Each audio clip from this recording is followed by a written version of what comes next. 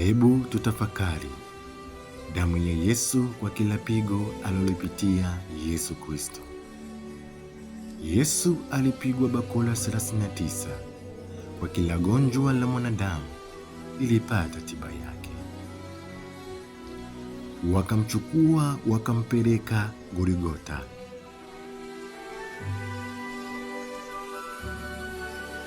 Misumari aliyopigwa Yesu katika mikono. Damu ya mikono iliondoa laana ya uchumi wa mwanadamu. Wakampigilia misumari katika miguu yake. Damu ya miguu yake ilituweka huru kifungoni. Wakamuwekea miba mikali kichwani, aina ya mchokoo. Damu ya kichwani iliondoa laana ya ardhi. Wakamchukua wakamchoma mkuki ubavuni. Eloi, Eloi, Eloi, maji na damu vikamtoka. Pale Yesu alikuwa leba kuondoa laana ya mwanamke.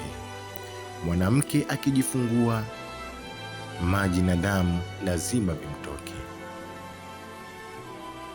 Kwa hiyo Yesu aliondoa laana ya kuzaa kwa uchungu. Kama una swali lolote, niulize. Edeni niliyopakwa mafuta nitakujibu. Amen.